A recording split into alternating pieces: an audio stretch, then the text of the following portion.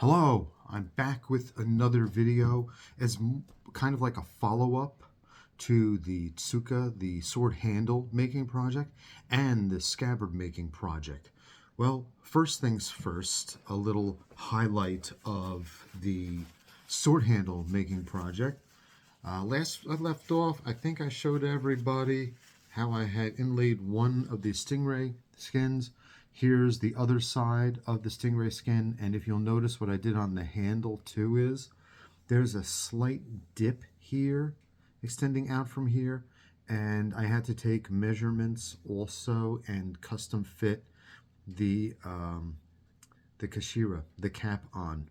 And so I know that fits, because that's something you want to do before you go ahead with the handle binding, because you don't want to be at that last stage and realize, oh, well, the cap isn't going to fit. That's a nasty surprise you don't want. And in order to really finish the handle, I'll have to get the Tsuka Ito. I'm going to get real silk from Japan. It's going to be more expensive, but I'll feel better about putting on the real silk. And I have to make these little paper triangles to a whole bunch of them, because they're going to go underneath the silk braiding that's going to go over here. And I think when I do that part, I'll show you at least the beginning of that. You probably don't want to sit through the whole thing. It's just a long, tedious, like boring process. And I'll show you a little bit, and then the end result.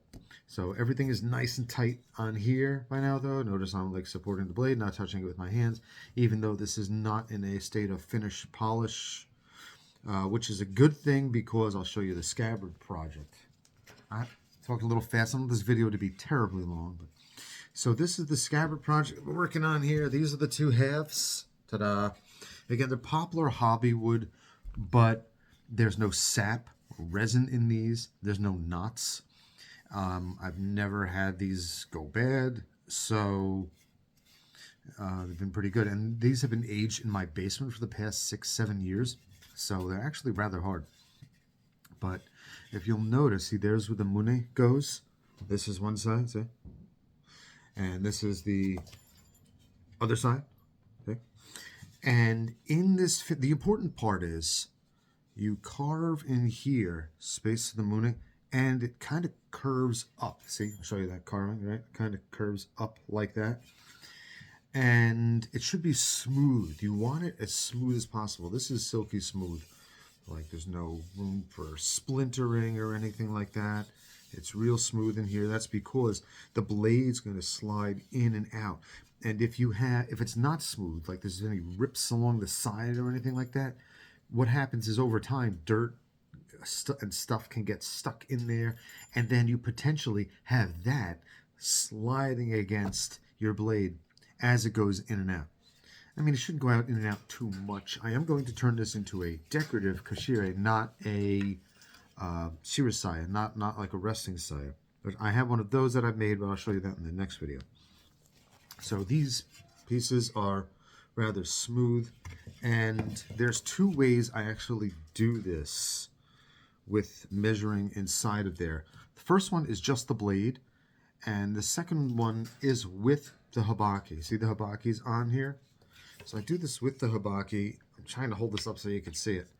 So I have it in there because it's going to move in. Well, it's going to be in there with the habaki. So, and I do try to have this smooth. See this area? Smooth and pretty seamless here.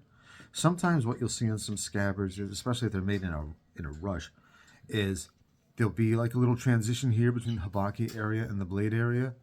But any like sharp transitions you have anywhere is a chance for the edge to get stuck, or for there to be abrasions. Abrasion is not something you want on a freshly polished blade that you spent a lot of money to get polished.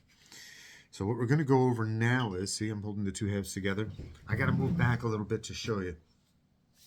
So I hold it like this, steady, and again, just along the mune, even though this is not a polished blade, hopefully it will be someday. Move it into here like this, and it fits. Now what often will happen for me is it'll sit along the mune on both sides of these boards, but at slightly different heights. See, you'll see that? There's slightly different dimensions between these two pieces. So I don't worry about making these two pieces to be exactly the same size if the mune inside and the cutting edge, where it rolls up to the cutting edge, lines up. Because then I kind of just hold it kind of loose, make sure the mune is really resting against both sides. The only thing that has to be even is down here. See? That's got to be even, because if that's off like that, that's no good. They have to be even along the seppa there. And then once I'm sure it slides in and out and only gets caught up on the habaki, because it should get caught up a little bit on the habaki. Not a ton, but at least a little bit, because if it doesn't go in with the habaki either, what you got is a situation where your blade's just going to end up sliding out of the scabbard.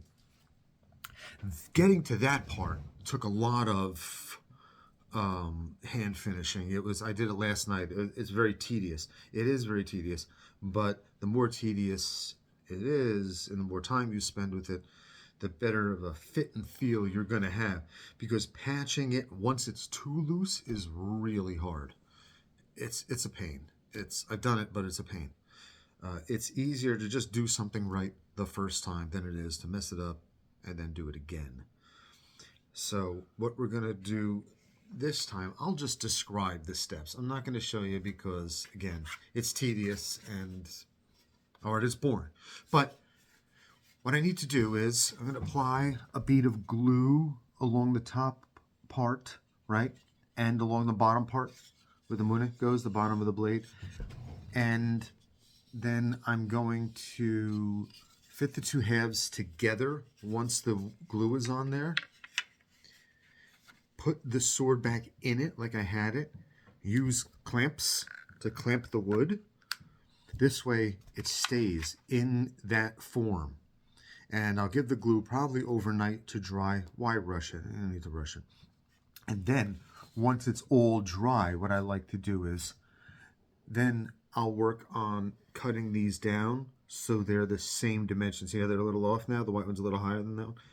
I can work on cutting them down so they're the same, so it's a uniform finish here and here. I do that as a first step, just in case after I have this thing together, the two halves come apart or some reason. Then I don't have to guess as to how they went back together. Then I know exactly how they went back together because all the sides will line up. And that's a good starting point for being able to remove material from the sides. That's if I want the scabbard this thick. Probably what I'll do is I'll cut a little bit off of here and a little bit off the sides once I have this uniform. This way I know I have to make that uniform down the whole length of the scabbard, because after the scabbard is made, I'll test fit and cut horn pieces that go around most of this. Kurikata here, and a kojiri and end piece here, or I might use the iron fitting that went over here that came with the previous scabbard. That might be a nice addition. So, oh, and with the glue, one more thing with the glue is I just use regular wood glue. It's great. The Gorilla wood glue, it's going to last forever. The traditional material, if you want to do it, is rice glue. That will work. As anybody who's washed a pot that was cooked in rice will know, that stuff really sticks. You take the rice, white rice, you cook it, mash it up, it forms into kind of a glue, and that'll work. I mean, you know, it's just, you're not going to notice the difference between that and wood glue, though. So, I mean, you will if you have to take it apart. The rice glue stuff will come apart a little bit better than wood glue, but I'm really hoping that I never have to get this apart anyway. So that sums up the steps so far with the scabbard and handle process. I have an idea for what I want to do with the scabbard, but I'll show you that step when I come to it. All right. Well, thanks everybody, and please check out the other videos. Hope you find them informative, and write in comments. I'll address them as best I can, see what I can do. All right. Thanks everybody. Bye-bye.